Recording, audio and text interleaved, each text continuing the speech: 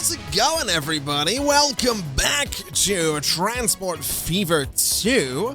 I hope you're having a good one because I am so excited to be jumping back into Transport Fever 2. This is one of those games I always come back to every few months, and I'm always excited to jump in and try something different, and this is going to be no exception. I have a bit of an idea for how I want to get started, and I have a bit of an idea for how I want things to go.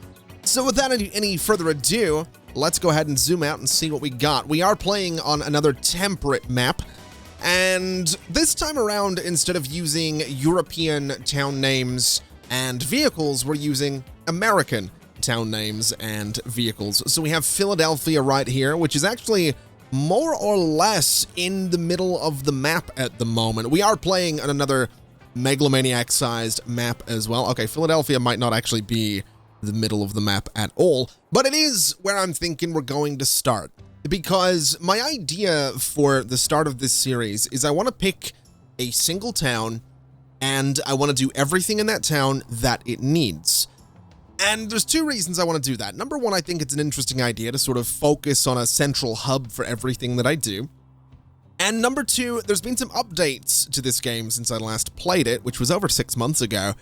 And apparently your towns over time can get more, well, they can desire more goods, they can want more things. Apparently some industries can close with time as well, and there's been some balancing changes. There's been more controls added for train lines and stuff like that as well, but that's all stuff we can deal with if and when we get around to it. For right now, what we need to focus on is the fact that Philadelphia, right now, wants a supply of construction material and wants a supply of food. Now, here's what I'm thinking about food, because I am running some mods. I should probably mention that as well. I'm running some of the same mods I ran in the last series, so we have more industries than we would in the base game, and there's one or two in here just to, you know, improve the quality of life. So auto signaling and stuff like that is in here. Parallel tracks is in here as well, but again, we'll talk about those a little bit more later down the line. So Philadelphia wants bricks and it wants food. Now, the good news is that right next to Philadelphia, we have a few things. We have a farm right here, which is going to give us grain. And then near that farm, we have a livestock farm, which is going to take one grain and turn that into livestock. And then we can take that livestock and turn one livestock into one meat. But we can't deliver meat to Philadelphia. That's not really what they're looking for. It's not considered food. We need to process the meat into food. Now, the problem with that potential supply chain is that there is no meat processing plant anywhere near Philadelphia. The nearest one that I could see was over here, or food processing plant, I should say. But the reason I want to go that particular way is because one meat, which is the equivalent of one livestock, which is the equivalent of one grain, leads to 2 items of food. So if we could get that going, it is a very, very efficient line if and when we do that. And that's compared to something like this one up here, which is, you know, grain to food. So it's 1 grain to, or sorry, it's 2 grain to 1 food. So it's not quite as an efficient setup as, you know, grain to livestock to meat to food. So that's something I want to do. And then in terms of construction materials, in terms of the bricks right here, we have a few options. We have a couple of quarries up here by Detroit, which is right here, and we have a construction materials plant right here as well. So we could turn some of this stone into bricks and then bring it down to Philadelphia via this road right here, which admittedly we'd have to build. Not necessarily the worst way to do things. Might work out kind of nicely, might work well for us. But looking around, do we have anything else that I can see? I mean, we have a marble mine down here. And actually looking at that, 1 marble and 1 stone will give us 2 construction materials. So if we could take marble from, say, here, and then stone from somewhere else, which it doesn't look like we're going to be able to do early on. We do have just about $5 million, by the way. You can see in the bottom left, we have about that, but that doesn't go very far right at the start of the game. We can, of course, take loans if we really want to. I'm going to try and avoid doing that right off the bat. And I think what I'm going to do is I'm going to set up these quarries by Detroit to give us some construction material. It is a 1-to-1 ratio of stone to bricks, unlike the situation down here where I could turn, say, slag or sand into 2 construction materials. But again, that's going to require a little bit of extra work. For example, if I was to go ahead and get some iron ore and some coal, we could get slag and steel. That steel can then be turned into something else, but it's a whole process that I'm not really too interested in right now. So let's get the construction materials for Philadelphia, and I think the way we're going to start with this is with a small country road right here. And I think the way we're going to do it is actually go ahead and bulldoze this, and I'm going to give us a bit of a curved road that goes this way, and I'm going to have this guy sort of come in a little something like that, so they sort of both, you know, meet by this guy. And this road is just going to come down. I'm going to keep it in relatively short segments, so it doesn't cost me too much money, although it's costing a fair chunk of change there, but that's okay. Not the most efficient road, you know, twisting and curving and all that stuff, but again, I'll sort of allow it. And I think what I'll also do is take out this section, and we'll just go ahead and connect these guys together and you to right about, say, there. So that gives us a connection from the Detroit construction materials plant all the way down to Philadelphia. So what I'm going to go ahead and do is we're going to come into Philadelphia and we're going to take a look at what exactly we need. So we do have a truck unload stop that we can use here, and I think that is what I'm going to use. And the good news is the area that wants the brick is right here on the left, which is where these trucks are going to be coming in. So what we'll do is set a truck unload stop to be, I want to say right here, right there in the middle of everyone that wants this stuff. And we can also go ahead and get a road depot, and we'll place it sort of around the corner from this thing. So this is where the trucks are going to be coming from. So we'll spin this guy around, and we'll just sort of place it very, very carefully, say, right about, well, let's bring it a little bit closer. We'll go for, say, right about there. I think that's relatively parallel looking. So something like that. That's where we can get the trucks from. And in terms of picking up the materials, well, we kind of have 2 choices. We have 2 quarries, and I need to figure out which one's closer. I want to say this one is a little bit closer. Or maybe this one. This one could probably be closer if I give it a different road that sort of comes straight down here. Which, honestly, I could do. We could afford it, but I think I'll pass for now. And I think what we'll do instead is just build ourselves a truck station. And this is going to be a single platform on the right. It's going to be 30 meters long. And what we can do is place this thing a little bit away from the quarry, since it doesn't need to be super close to it, just to shave off, you know, a couple of 100 meters or something like that per journey. And I guess we'll go for right about there. So that's going to pick up stone from this quarry. We want to bring it down to here, and then we want to pick up construction materials and bring it down to Philadelphia. So we're going to need 2 platforms by this guy. And I almost wonder, can I be so cheeky as to put it like right in the middle? No, it's not going to let me. Okay. I'll tell you what we'll do. Just to avoid traffic being a little bit too crazy, I'm going to do something potentially kind of silly. And I'm going to put the depot right at the end of the road. And we'll see what that does for traffic. But either way, we're going to have trucks coming down from here with stone, down to drop it off here. And then trucks going from here with bricks to drop them off down in Philadelphia. Now, the problem with that is that for 50% of that journey, these trucks are going to be running empty, and that's not something I love. I don't necessarily like it when we have that kind of thing going on. But at the minute, I don't necessarily see any way to get around that. So I think we're going to have to live with the fact that the trucks are going to be running sort of empty. And I say trucks.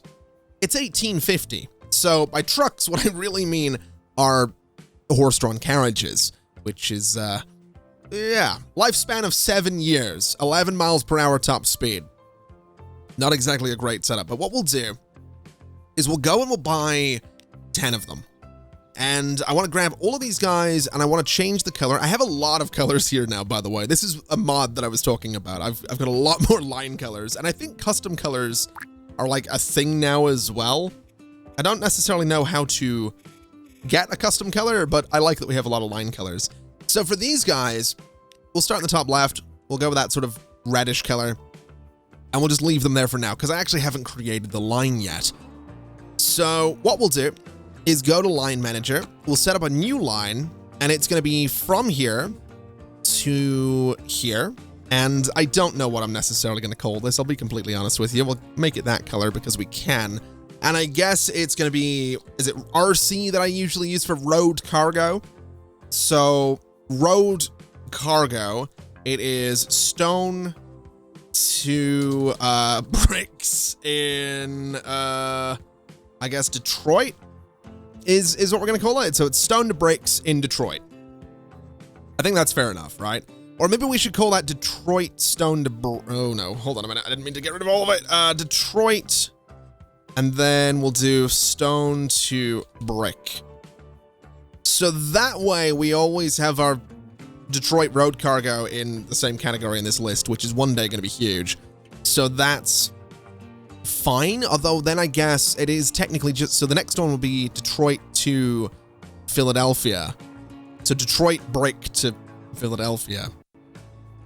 I guess that's what we'll do. I guess that's how it's going to be. Anyway, let's get this set up because we want to load up on stone, and then we want to unload just the stone here. And then we want to set up a new line that's going to be from Detroit going to Philadelphia right there. So that is going to be road cargo. It is Detroit, I guess, and we do brick to Philly. And I guess that's how we'll look at it, right? So this one can be colored. You know what we'll do? We'll do this same color for the entire thing, and that'll be okay. So this one's going to be loading up on construction material right there, and then unloading whatever it has. Okay. So let's go ahead and assign these vehicles on the, that's the brick line. That's not what I was looking for. Select all of you, and it's stone to brick, please. So they're going to go ahead and get out there. And what we can do is now go and take a look at my, not my line manager. I'm looking for a very specific thing. It is the line statistics. Because what we've got is a frequency of 95 on these guys. We have a rate of 31, which is the approximate annual throughput per station. So in theory, we're moving 31, is it 31 units of stone per year right now? I think is what that means, with a frequency of 95 seconds. So every 95 seconds, you know, if these guys were spread out, is when they would show up here. I think that's what it means. I can't remember exactly. But essentially what we're going to want to do on the brick to Philly line is have the frequency about the same, or no, we don't want the frequency the same. We want the rate to be the same. It doesn't matter how often this one shows up as long as the annual throughput is the same, because at that point, if the annual throughput on the bricks to Philly line was, say, 62, that line is capable of moving double what this one is moving in a year. I think that's what it means. So long story short, we'll keep this pin for a second. And what I want to do is come back here to Philly, and I want to get myself some vehicles. So we're going to get these guys. We're going to go for 10 of them for now. We're going to set them to the same color, and we'll put them on the brick to Philly line, which gives us a rate of 11. So immediately we can see that this is not moving. Essentially, this is working at a surplus. And that's okay. That's what I expected. So if I go to this guy, and I clone all the vehicles in that line, it gives us 20 vehicles, which should bring this up to 21. And if I go 1, 2, 3, 4, 5, duplicate, that's going to bring us to 26, and then 32. So there's 30 vehicles in this line. What I'm thinking is if I got rid of one of them, that might bring this down to 31. It absolutely does. So the frequency and the rate are now exactly the same. We have one of these guys and one of these guys showing up every 95 seconds, and they're both moving 31 per year. So that should now be kind of optimized. Not to say that it's going to work perfectly right away, but at the very least, we do have some stone getting dumped in here, which is exactly what we want to see. So let's pop down to the date in the bottom right corner, and let's go ahead and make the date speed 1/4 time, because if I speed the game up, which I absolutely want to do, these guys are not going to be fast. I don't want the dates to fly by. I want it to take a little while to get out of the 1800s and get through the 1900s so that we can kind of, you know, deal with everything that we have to deal with in that time. So as it stands at the moment, our earnings are negative $1.6 million. But that's okay, because what should happen, and really what I should have done, is I should have held off on sending these guys out, because they're all gonna arrive up here with nothing to move, and they're gonna be working at a loss for a pretty long time. So probably would have been a good idea to hold off on that second batch of wagons, but that's okay. We'll not worry too much about it. So they're going out to get the construction materials. The next thing I want to do is figure out this food situation, because like I've said, Philadelphia wants food and construction materials, and we have some choices. Because like I've said, we have the ability to take grain from here, get livestock from here, get meat from here, but then we need to process it into food. And looking around the map, it really does seem like the closest place to do that is going to be over in Fargo, which I think that's just too far away. I really do. I really think that's just way too far away. Fargo, however, is set up very well to have food because it has the, you know, processing plant right here. So in theory, we could take grain from Fargo. We could, well, actually looking at it, doesn't look like there's any livestock farms nearby, so I might be completely wrong on that. Got some fish up there. No, we actually, yeah, up here we have some livestock. That's not too far away. So grain from Fargo up to here, livestock from here to, ooh, there's nowhere to get meat nearby though. Yeah, it is going to be, this is going to be a process. This is absolutely going to be a process. I think what we do is we maybe look for a slightly shorter line. I think we go for something a little bit less efficient for now for Philadelphia. So let's figure that out, because I'm not even seeing anywhere nearby to just make normal food. I guess up here by Charlotte has a little something. And anywhere down here, not really. We have somewhere over by Charleston. We have Ontario right here with, yeah, food processing by Ontario. No farms nearby though, so that's not good. Oh man, this isn't an amazing start, but I'm kind of looking forward to the challenge, I've got to be honest with you. So let's just do what we gotta do. And I'm almost tempted to say that we do look at getting grain from Fargo, taking it up to here, bringing that livestock. Oh man, no, that's not gonna work at all. Okay, we might have to do grain from here, livestock here, meet here, through Philadelphia over to, I guess, Pueblo. No, wait, not Pueblo. Down to Fargo. Can we connect those together? We absolutely can. Yeah, we got a road here, so that connects down to Port St. Lucie, I'm guessing? I'm not going to pretend to know how to pronounce that. We bring it down this way, we take it up to Fargo, we bring it back. Actually, looking at it, Fargo and Port St. Lucie and Philadelphia all want food. It's kind of frustrating. I'm gonna be honest. Probably should have used Fargo as my starting town.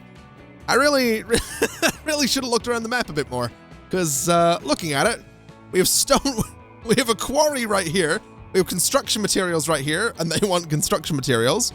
We have grain here, we have livestock here, meat here, food there, and food for Fargo. We really should have started with Fargo, but I'm committing to this now. Anyway, are you guys showing up? No, not yet. Okay. We'll leave them to it. They'll be okay. Let's just start figuring out this ridiculously long line that we're about to create, because it is going to be ridiculous. So what I think we do is we'll come in here, we'll get ourselves a street, and we're going to go something like this. So we'll go on a nice straight line for a second. And I'm thinking we probably want to go around that forest, because it's going to cost me a little chunk of change, I think, to go straight through it. So we'll sort of go up and around it, which honestly, we probably want to just go this way and connect up this way here. So bring this over, bring this kind of out and around and down to there. And that gives us a connection from the grain to the livestock. That gives us a connection from livestock to meat. And then meat needs to go through Philadelphia and I guess down this way, and it's going to go across to Fargo. This is going to be ridiculous. Also, side note, is that a silver ore mine and silver bars right there? It is. Okay. I'm not 100% sure what silver bars get used for, but really easy way to make those. In fact, it's right there, isn't it? So what is that? Silver bars and steel for machines. Not bad. That is not bad at all. Do we have steel production around here anywhere? Not really. We have a little bit of steel production down here. And we have a bit right there as well. Yeah, we could do some good stuff with silver down here at some point. But for now, let me just bring this road straight out. Let's bring it straight over. Sort of bring it over this way a little bit. And we'll bring it down to here as well. So that is going to give us that connection over to Fargo, up to there, back through, and back to Philadelphia. And if we do this right, if we play our cards right, I can potentially set up a food supply for Fargo and Port St. Lucie as well. So we'll see what we can do there. For now, though, we need some buildings. And what we'll do is we'll set up a little truck stop near this farm as close to about there, I think is going to be a good spot. That's a good distance away from the farm. So right about there. Then it needs to come over to here. And I think what I'll do with this is we'll do 2 platforms as per usual. And we can rotate this guy around a little bit and maybe put something like that for the intersection. So it's kind of right on the corner. Still services everything nicely. So we'll see how that goes, I suppose. That looks interesting. So we're going to have grain from here to here, livestock from here to here. And I think what we'll do with this is we'll put the terminal right at the end of the road as we've done before. So I'm thinking right about, say, here. And then that needs to go from here all the way over to Fargo. And I guess what we do is we'll put the terminal right at the end of this one as well. And now the good thing with this is technically we can have some trucks working double duty here, because the guys bringing the meat from Philadelphia to Fargo can bring the food from Fargo to Philadelphia. So that line is actually going to be quite efficient in terms of money. And then in terms of food, we just need the drop off to be like here. So that should keep everybody happy. And if I really want to, I can go ahead and expand these roads out, but I don't think we're going to need to do that. So that's good. That's what we're looking for. We're going to have to get frequencies and rates to be absolutely perfect on this, but I'm pretty confident I can do it. So let's start a new line, and it's going to go from here to there. And that is going to be road cargo. It is Philly, and it's going to be, I guess, oh, how are we looking at this? This is grain to livestock is what it's going to be. I'll change the colors of these lines at some point as well. But that's grain to livestock. And then a new line is going to be livestock to meat. So that'll be all right. And that is, again, going to be road cargo. And it is Philly. And it's going to be, I guess, oh boy, livestock to meat. And then we have this big old line that we need to set up now. So from here and then going all the way over. Oh, this is going to be ridiculous. This is going to take so long. This should be a train line by all accounts, but it's not going to be.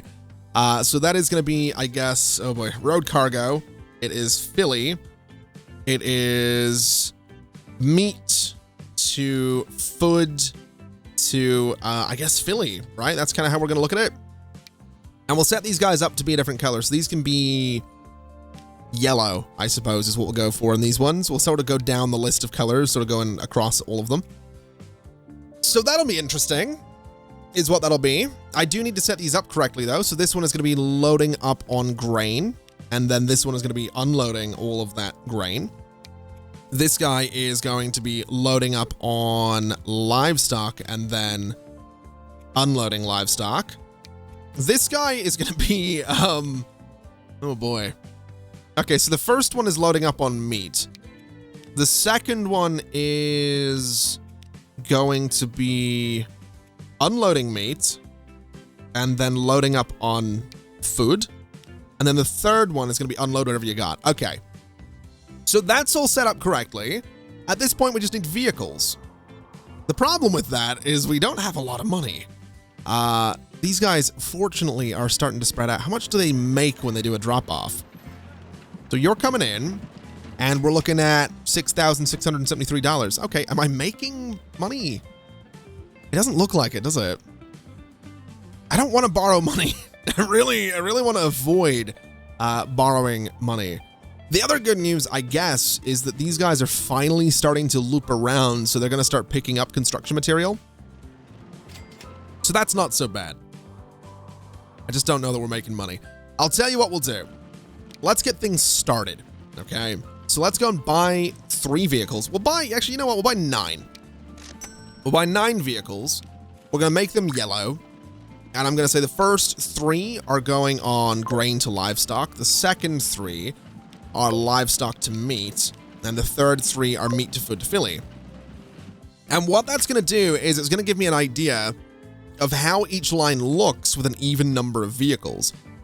So if we open this up a little bit, we can see grain to livestock has a rate of 8 and a frequency of 6 minutes. Livestock to meat is about 8 minutes with a rate of 6. So there will eventually be a surplus of grain. And then meat to food to filly is 33 minutes. It is a rate of 1 per year. So essentially, we need these numbers to be a bit higher. And I've also just noticed that the stone to brick line has a bit of a higher throughput now. That has gone up a little bit. So these numbers do fluctuate, but that's okay. I figure what we're going to have to do here, and the way we're going to have to look at this, is we want all of these numbers to be even. So if this is 8, we need to pin this. We need to go to that line. We need to get this to be 8 as well. So if I duplicate 1 vehicle, that has brought it to 8, which is fantastic. But the problem here is going to be this line, because it already has 3 vehicles. If I duplicate all of them, it brings this to 3, 17 minutes. If I duplicate all of them again, it brings this to 6, 8 minutes. So maybe I can get away with duplicating 2 more. That's going to bring us to 7, and 2 more is going to bring us to 8. Okay, so these are now even. But 8 units of food getting to Philadelphia is not exactly ideal. And if I actually... Ooh. Now, hold on a second. I've realized something. I've been a little bit wrong about this. It is going to be 1 from here, right? So 1 grain leads to 1 livestock, leads to 1 meat. That's good. That is fantastic. But that 1 meat gets turned into 2 food. So technically speaking, does that mean that... Oh, hold on a second. Does that mean that a line rate of 8 is going to result in 16 units of food getting made per year? Because if it does, then what we could do is set up a little line here with a frequency of 8 that moves food into Fargo. So that means the other, the half of the food that we're not picking up per year gets moved into Fargo. So we're using all of our resources as best we can to make sure Fargo's getting some food, Philadelphia's getting some food. I mean, don't get me wrong. Here's the thing. These guys want a lot more. They need a considerable amount more than, 8 food per year. But it's a start. That's kind of how I'm looking at it. We'll see, how that ends up going long term. You guys picking up bricks? You absolutely are. Do we have anyone on the way back that actually has bricks on them? You, by the looks of it. You've got some bricks. I'm hoping for good money there. We're down to just over 500,000, and I think we are, you know, if we take out the fact that I'm paying back my loan and that I keep buying things, I think we're making money. I think. There's no guarantees, but I feel like I'm making money. Is that a better way to put it? I don't know if feeling like I'm making money necessarily counts for anything, but it's how I'm going to choose to look at it. And I guess while we're waiting for things to turn around a little bit here, I want to just explore this immediate area because I've just noticed we have steel production right here, but the nearest iron and coal looks to be over by Sterling Heights, which honestly isn't too bad of a distance. Bring some coal, bring some iron sort of through here, make some steel. We get some slag from that as well, which we can turn into construction material, which is kind of a big deal. And then we can turn that steel into tools right here, which is something that I'm assuming Lairdo, I have no idea on pronunciation, but these guys want. So that would be good. That would be a good little supply line there. But I think what I'm really going to try and do is I'm going to try and have Philadelphia be my central hub for as much as possible. So next to Philadelphia, we have machines production, right? So my thinking is, how do we get that factory working? It's not so much going to be a question of, does Philadelphia need machines? Because it doesn't right now. It might one day, but right now it absolutely doesn't. What are you delivering? You're not delivering anything I'm interested in. I just want to make sure I don't miss this first delivery. I think it's a red wagon that I'm looking for, though. These are all yellow so far. That's a yellow one as well. No, not you either. Either of you two red. You are. Okay, we'll keep an eye on you. But essentially, my thinking is we get this factory up and running, and then we figure out who needs machines. How do we get them there?